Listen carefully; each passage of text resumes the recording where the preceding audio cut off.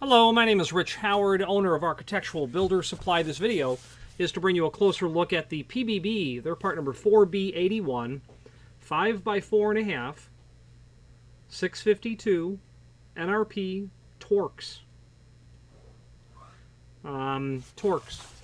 So let's just talk about that Torx thing on the paperwork first.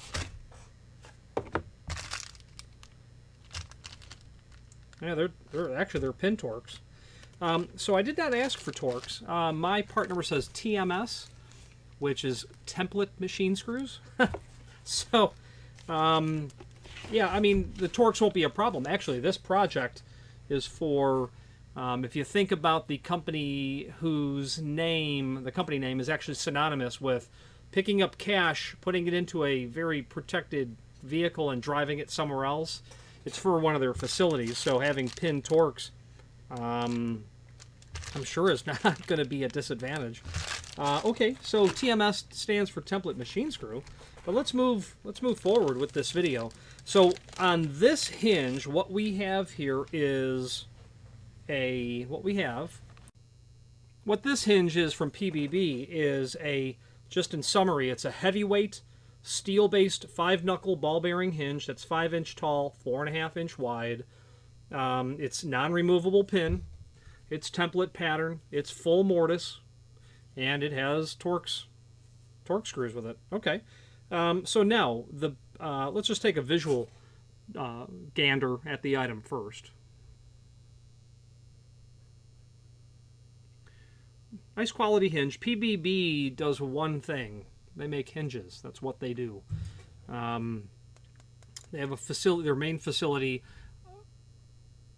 in the United States is in California. I know they have a location in Georgia as well, and of course they do manufacturing in Asia. I believe China.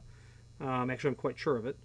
Nice quality hinge. I will use PBB products, quite frankly, when I need a no-nonsense, just ship the hinges sort of situation. And they do that very, very well. And they do that with some hinges that just may not be on the shelf. This hinge is kind of a perfect example. It's a heavyweight 5x4.5. Okay, and Torx wood screws. I didn't ask for those, but that's what we're dealing with here. So they had that material ready to roll, and you know, I'm grateful for the fact that they keep it simple and no nonsense. They are the epitome of no nonsense. Now, this hinge in particular, dissecting the part number is how we'll go about understanding this. It's a 4B. In PBB speak, that means heavyweight. So in this hinge, it ought to be 190 thousandths leaf thickness for a 5-inch tall hinge.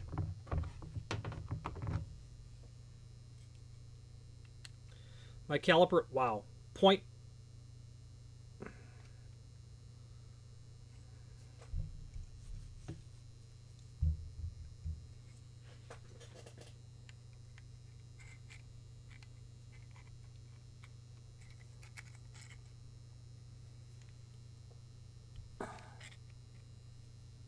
On the money. Just on the money. It can be a little heavy, a little light, 3 thousandths this way, 3 thousandths that way. It's not going to matter. But perfectly 190 thousandths.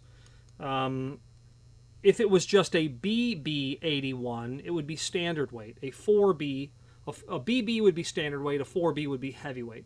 The height of the hinge then defines the leaf thickness. The 81 in the part number means one thing. It means it's made of steel.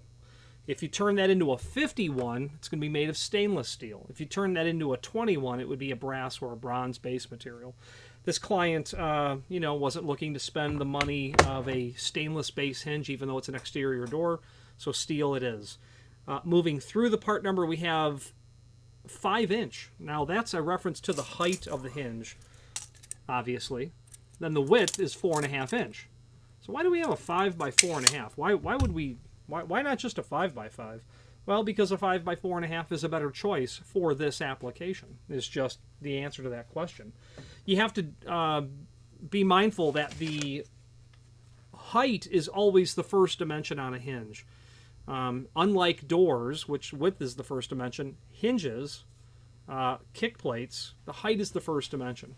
and the width is the second dimension. Now, why is that?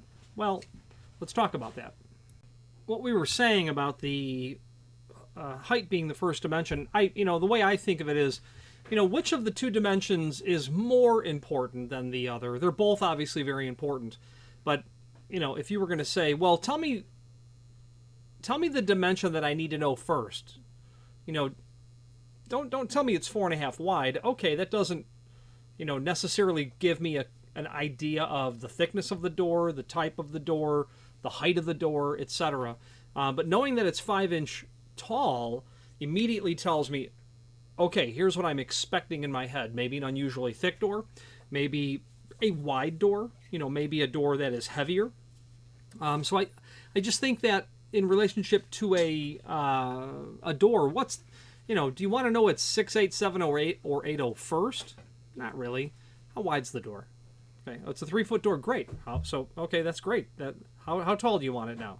So my thinking is the height, like in a kick plate. The height is the more paramount of the two, because the height tells me, what it is. If someone says I need a 8-inch, 10-inch, 12-inch, or a 4-inch, or a 6-inch, I'm thinking in my head where it could be used. If someone says 18-inch, but I know that the door is fire rated, now we've got to have a conversation. Because of the rule that a plate cannot exceed 16 inches from the bottom of the door and on a fire rated door, and not have a label attached, a label on the material itself. So I just think the height's the first dimension is, tell me that one first. It's like, telling me about, an appointment, but the information you've delivered first is, out of context without something more important. Now, the width of the hinge, that's to say that the second dimension, the width, is less important. It's not less important, most certainly. This is a 4.5 inch wide. Now, with a 5-inch hinge, you're thinking 5 by 5. Great, sure. This is 4.5 wide, and the reason that we've done that is because the width of the hinge is a dimension that's not thought about enough. If you're doing a 4.5 by 4.5 inch hinge, that's the most common commercial size there is. But there's nothing to say that 4.5 width is the proper or best size. And let's switch to the screen view where we can study that for a moment. Now, switching to our screen view, this is the item that we happen to be looking at.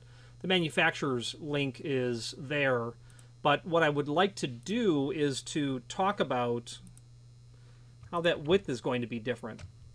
So, if you have a typical hollow metal frame or a wood frame, whatever you're dealing with, with that hinge barrel being here, approximately, a couple of hinge leaves, okay, you've got your door, okay, so the dimension from the vertical axis of the pivoting to the face of the frame, that's an important dimension. When the door gets to 90 degree, okay, when the door goes from here to here, we know that the door is going to encroach into the opening, and if that's a problem, then that's a different hinge. But the real issue is what happens when the door gets out here, okay? When it goes to 180 degree. So now all of a sudden, the dimension of how far out the vertical axis of pivoting is an important thing to start to consider, because if we're doing standard stud construction, like you walk into any restaurant, sorry, that's horrible, a couple of studs is what I'm trying to show, and your frame is going to wrap the wall, and there's nothing else out here. There's no wainscoting, no chair rail. Taking that vertical axis of pivoting and bringing it as close to the center of the thickness of the door as possible is best practice. So in this case, a 4.5 by 4.5 is not the correct hinge to use. a 4.5 by 4, well, it's not that it's incorrect, but it's not your best choice. That's certainly accurate. And I think some people might say, interpreting that strictly, it's incorrect. So a 4-inch wide hinge would be appropriate for that application. Now, where you have to start to think about it is, imagine if we had a 5 3/4 frame, and now I've got an 8-inch block wall. Okay, I have a block wall that's out here, and I've got I have my frame.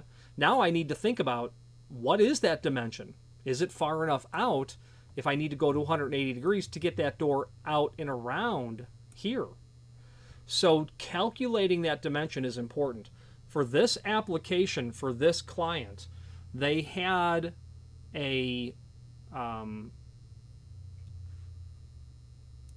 we actually have an 8-inch block, and that 8-inch block is actually 7 5/8, and they are butting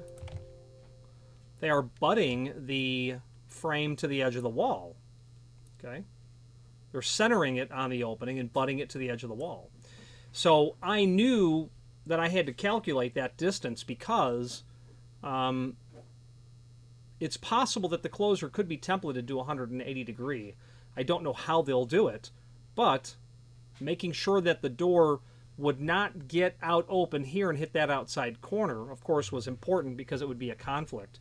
So in order to determine the width of the hinge, we use the wide throw hinge formula, and that is door thickness minus hinge back set times 2.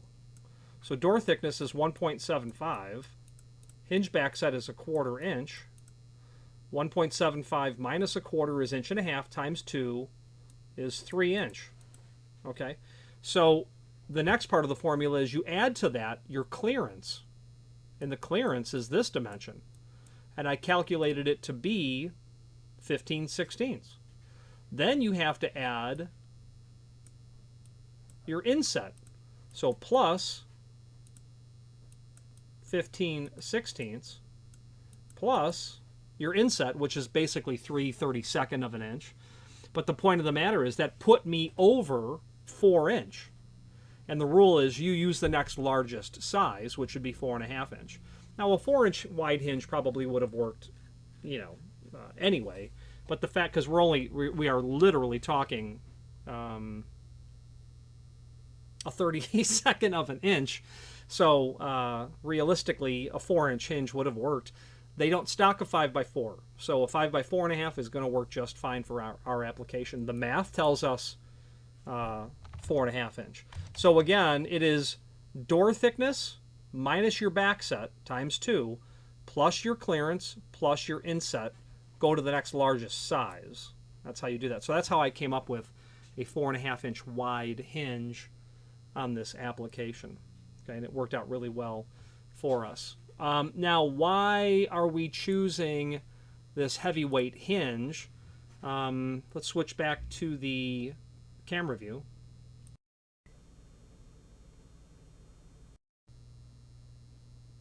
Best practice would tell us to use a 5-inch tall hinge.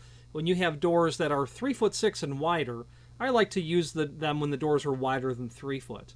Or if you have a heavy door, or if you have a door with high volume, and we happen to have a unequal pair, a 3 foot and a 2 foot, but what we have is a 16 gauge steel stiffened door, okay, and we have what we know will be high volume on the active door. So those two items together conspire to say, yeah, 5-inch tall, absolutely heavyweight. Heavyweight for sure because of the steel stiffened 16 gauge door, but heavyweight absolutely because simply of the volume of use that we know the client is going to use on this door. And I've also read a statistic that says that a 5-inch tall hinge is about 20% more capable of handling a load than a 4.5-inch hinge. So it's my go-to. Anything other than typical 18 gauge hollow metal, we need to start thinking about other things. And if you get past 16 gauge steel stiffened, like 14 gauge, we need to start thinking about pivots. I had a client order a lead line door from me, and it was Not a 32nd, but it was a 16th. So, you know, we've done 1/8 of an inch. We've done thicker than 1/8 of an inch. A 16th is pretty common. I don't remember the weight of the door. I'd have to look it up, but it certainly exceeded my level of comfort. And so the client, here's what the client wanted: knockdown drywall frame, 1/16 of an inch lead line door, 3070, standard weight 4.5, 4.5. And I said, that's all wrong. All of that's wrong. Give it to me. It'll be okay. It'll be okay. A really nice fellow. He was. We did a nice, very large clinic together. 2 weeks later, hey, Rich, got to come to the job. Yeah, that lead line door, it's not doing too good. You know, knockdown frame. The whole frame did like this. You know, there even appeared to be some bend on the hinges. And that client's life changed drastically at that moment, where he was compelled to be engaged in a very different day-to-day life at that moment. So I don't actually know how that turned out for him. But when you're dealing with heavier stuff, you need to think about pivots, because all that weight's going to be brought to the floor. Unfortunately, this client also asked for a knockdown frame because I thought it'll go in easier. You know, my suggestion is that you'll get it in, you'll anchor it, and then you're going to come back. I would weld the face of that frame everywhere, meaning on the outside miters of the top of the jamb and the header. You know, but I'm not an installer, so I don't make a living doing that. So we've talked about the size, why you would use a 4.5 wide, or why you might use something else, why 5-inch makes sense for this job. Now, NRP is the next part of this, and let's move to a discussion of non-removable pins. Now, the discussion of non-removable pin, NRP, is this. Non-removable pin doesn't mean the pin can't be removed. It can be, but when that set screw is seated or set or tightened from the exterior, that becomes a non-removable pin. Not that it's impossible, of course, to remove the pin, but I can assure you that it is rendered all but impossible. I've tried to do it. It's just not going to happen. The pin button tip does have an access hole where you could set a pin punch into, or a nail set into, and drive the pin out, but you would first need to loosen that screw. From the inside, you can see the set screw. From the outside, while you can see the set screw, you can't get a tool inside of there because it's concealed by the location of it in its barrel. Okay, so that's one of the security options on hinges. Why are we doing NRP on this door? Well, this is an outswing door. These doors swing out. We can't have any sort of way to drive those pins out. If there was, it would be just a few seconds before you could have the door off the hinges, is how that would actually work. So non-removable pin works because the pin inside of the barrel has a groove in it. That groove looks like this. Well, you tighten that set screw and it sits in there, preventing you from driving it out. Again, I've tried. That's just one of the security options available on hinges, and when we get to the product catalog in a moment, we'll look at some other options. So that's the NRP part of the description, non-removable pin. TMS, again, template machine screw. They sent Torx. That's not going to be a problem at all.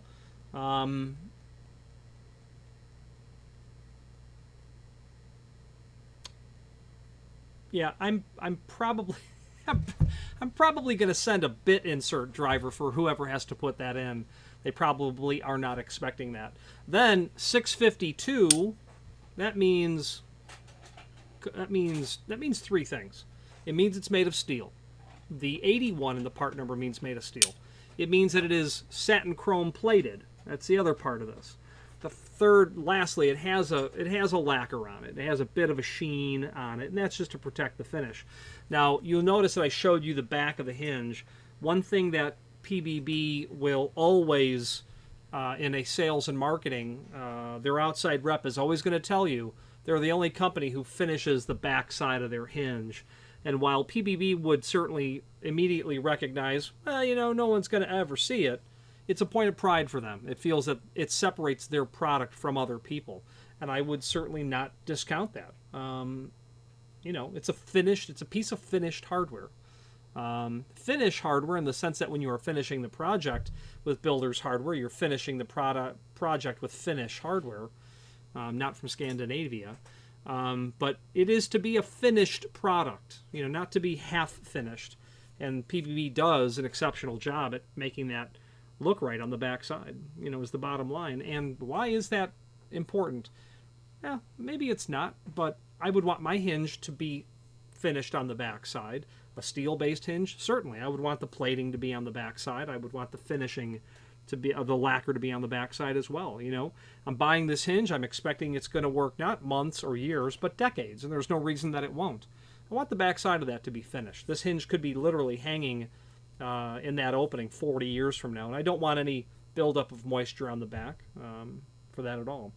Now, obviously, they can do all kinds of different finishes on this as well. It's a steel-based hinge, and PBB is quite proud of their capacity to plate and finish things. They're very proud of their oil rubbed process. So they would be able to ultimately provide, you know, a few dozen different potential finishes. Is just simply the bottom line. Now, moving on with this video, it would be a good idea for us to switch back to the screen view where we can take a look at the catalog and some options. Now, back to the product that we're working on. That's the link to the manufacturer's page where you'll be able to pull up the catalog, which I have pulled up here. And we're searching for 4B81, and that's certainly going to come up on their table. Ball bearing, heavyweight steel. They have a cross-reference here for us. BB1168 by Hager, McKinney's part number, Stanley's part number, and Bomber's part number. Okay, the premier manufacturers of hinges. Domestic manufacturers. I'm more partial to one or two of these than I am to the other, but I'm partial to PBB as well. As we continue on through this catalog, it does indeed show up many times in the book, but here's our cut sheet, this page 34. Let's take a look at that. And that's handy because we're going to be able to take a look at you know, this hinge and its cut sheet, its specifications. Okay, so we have a heavyweight 5x4, 5x4.5, 5x5, 4B81 in descending order, 51 and then 21. Steel, stainless, brass or bronze, or brass in this case. Tells you the thickness of the leaf, tells you the screws that are included, packaging information. Hinge swagging, a standard swagging of our standard weight full mortise hinge when closed to parallel position provides a 1/16 clearance between the leaves. Yeah, I mean that's standard for the industry. You know, the gap between a door and frame is generally more than that, but if your swag was bigger than that, then you'd probably have door fitting problems. Okay, now we can get over to the template as well, and there's a link below this video to that document. I'm just going to scroll through and get to it here. Okay, full mortise heavyweight template. We're doing a 4B hinge, 5x4.5. The point of the matter is these are the locations of the screw holes. This is what would be called a template pattern. This is a template. It's a technical drawing of an item. It's also called the template pattern. That means anyone who observes the template location for screw holes on the hinge, on a 5-inch hinge, it will match these requirements. Absolutely. Other hinges are available here, obviously. You know, different base materials, different knuckle material as well. You can do a concealed hinge. But anyway, this tells you where that is. It also gives you your swag line, your S dimension, from the edge of the leaf to where that bend starts. You know, L is just half of the door width. E is nice to know. Some people actually ask me, what is the outside diameter of the barrel? Okay, they give that information. Let's look at some other basic hinge information. Now, PBB does a very good job in their catalog at basically saying, you want to learn about hinges? Read the next 10 pages. And they're really great. Full mortise, what it looks like. Okay, half mortise, half surface, full surface. The different types of hinges are laid out in front of us here. We have different versions of swing clear hinges here. Full mortise, half mortise, half surface, and then full surface.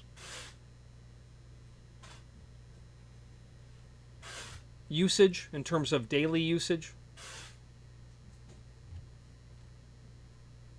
given an application. A chart that will tell you how to determine that width that we so painstakingly went over earlier. Door thickness minus backset times 2 plus the clearance plus the inset. That's what we said earlier, and that will get you there. They have a nice chart that's here that you can just refer to without the contortions of that formula. Again, we were right in the range of that 1 inch, just heavy. So that's why we went with the 4.5. Okay, really great little chart that's here. Door weights. Everyone needs to reference a catalog with weights of doors because it's obviously very related to a hinge. We've got a 16 gauge 1.75" door, 5.8 pounds. What's not here is the fact that it's steel stiffened. That will noticeably make it heavier. I may have heard somewhere that you go to the next heaviest gauge. I might be making that up as well. It's not going to hurt in the sense that, you know, if you're not going to over-engineer your hinges. Swagging is discussed here. General information, you know, options. And that's really what I wanted to get to. Extras, options. You can do radiused corner on these hinges. That's probably going to be a special order from PBB, and a special order from them generally means several weeks, as in 12, because that material comes from overseas, so be mindful of that. They talk about base material, the bearing construction. What I'd like to see, and that's a finished chart, that's awfully nice to see that as well. Their nomenclature, how to go about building one of their part numbers for hinges. Now, security. I wanted to talk about additional features on the hinge. Security hinge, where they have a post or a knuckle or a stud. A stud is the right term. That when the door is closed, that stud is going to reside within that hole. Okay. All but preventing you from separating the leaves. Even if you drove, you'll notice that there's a non-removable pin inferred here. Even if you drove the pin out, you still can't separate the leaves. So a security hinge is a good idea, and I have seen those out in the wild on important doors that cannot be tampered with from the outside. There's just your standard non-removable pin. Here's a hospital tip, and then here's a reverse stud where they've got a stud going back into the hinge plate. That's a good option as well. Decorative tips are listed here. Ball tip is the most common of all decorative tips. Steeple tip, urn tip, a funny tip. I don't know, a classic tip. I've never seen that one really. Globe tip, a little bit nicer. Queen tip. You know, urn, staple, ball, and acorn are standard tips by other people. And then they get into the cut sheets of all their other hinges. Okay. Lots of capability that PBB has. Let's wrap up this video on camera.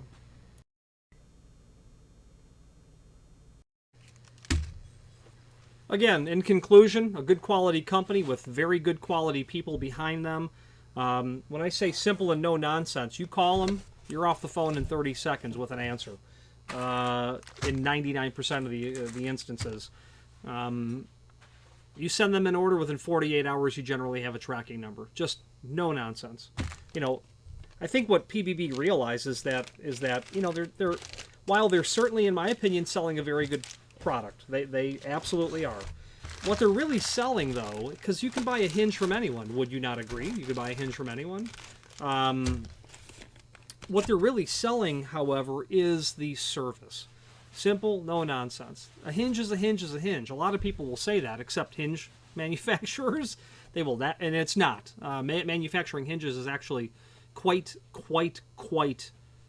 involved. I've seen lots of hardware being manufactured. I've seen steel doors manufactured. It is a lot easier to make a steel door than it is to make a hinge. And we really take hinges for granted. We don't think about what goes into it. But at the end of the day, I can buy a hinge from many sources that will meet my design requirements, my specifications. Why choose one over the other? You're not buying the hinge. You're buying what's behind it. The people, the service, the proper, reliable, predictable shipping lead times, the follow-up, the follow-through. That's what you're buying at the end of the day, in addition to the tangible product.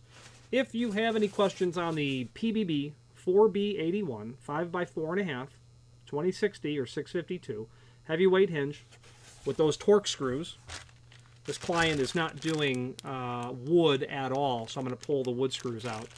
I don't have any need for 1224 pin Torx, but someone's going